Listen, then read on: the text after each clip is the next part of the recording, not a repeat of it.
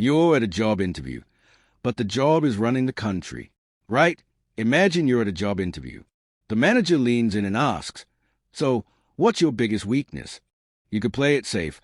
"I care too much," or "I'm a perfectionist." Maybe you even give the classic non-answer, "I work too hard." But what if, instead, you shrugged and said, "Honestly, I'm rubbish at explaining why I'm not rubbish." Sounds mad, right? Well, that's almost exactly what Britain's Prime Minister, Keir Starmer, did this week in Canada. And honestly, it was political car crash television of the highest order. Welcome back to UK Plug.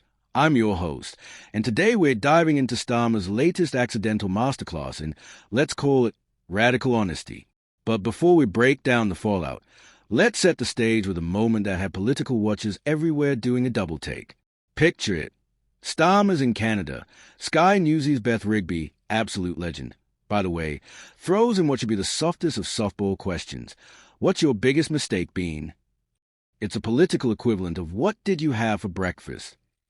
An easy dodge, a standard answer, and then move on. But Starmer doesn't dodge. He doesn't spin. He goes full confession mode. We haven't always told our story as well as we should. And suddenly, what should have been a snooze fest becomes the most fascinating bit of political television this year. Now, here's where it gets deliciously awkward. John Rentall, political journalist extraordinaire, absolutely demolished Starmer's response. Because, let's be honest, saying you're bad at communication when you're Prime Minister is like Gordon Ramsay saying he's bad at cooking. It's literally your job, mate. But let's dig deeper. Is this really a communications problem? Or is it something much older, a classic political deflection? Every unpopular government in history has blamed the advisors, the messaging, the optics. Charles I blamed his advisors when the country turned on him. Margaret Thatcher's cabinet pointed fingers at her economics guru Alan Walters when things went wonky. Now, Labour MPs are grumbling about Morgan McSweeney, Starmer's chief of staff, as if it's some shadowy puppet master controlling the fate of the government. Here's where it gets even juicier. Some Labour MPs have started spinning a fairy tale.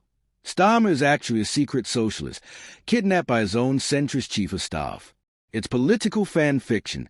If only our pure-hearted leader could break free of the evil advisor. Except, plot twist.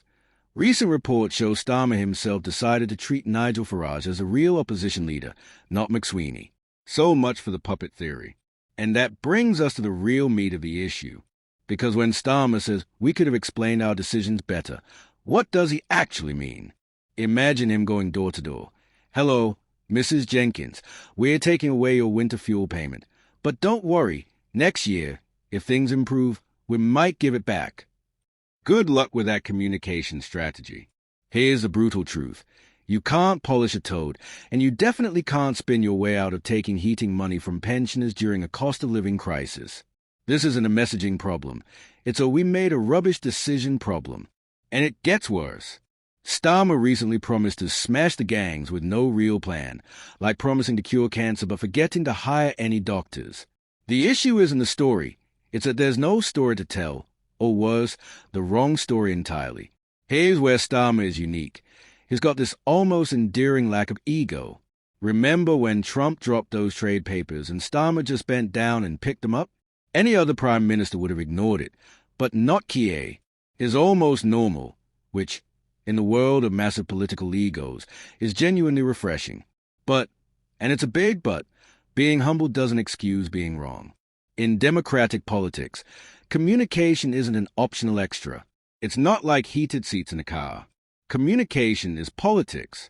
If you can't explain why your policies are good, maybe, just maybe, they're not actually good policies. Here's the real kicker. Starmer has shown he can learn and adapt. He isn't afraid of a U-turn, which is a strength, not a weakness. But the recovery won't come from better spin doctors or snazzier press releases. It'll come from making better decisions in the first place. As we head into one of the most interesting political years in recent memory, Starmer has rightly identified Farage and Reform UK as Labour's biggest electoral threat, especially in those red wall seats that swung the last election. The real question is, can Starmer learn from this brutal first-year farce enough to turn things around? Because we'll tell our story better next time isn't exactly a campaign slogan to set hearts racing. Voters are savvier than ever. They can smell political nonsense from a mile off, and they know the difference between bad communication and bad governance. The million-pound question: will Labour figure this out before it's too late? Politics is messy, complicated, sometimes absolutely bonkers. But that's why we need to keep talking, questioning, and holding our leaders accountable, no matter how good or bad their stories are. So, what do you think? Is Starmer's communication excuse valid, or is it just political deflection at its finest? Drop your thought below. If you enjoyed this deep dive into the world of political spin, hit subscribe and ring the bell. Until next time, remember, in politics, it's not always about telling a better story. Sometimes it's about having a better story to tell in the first place.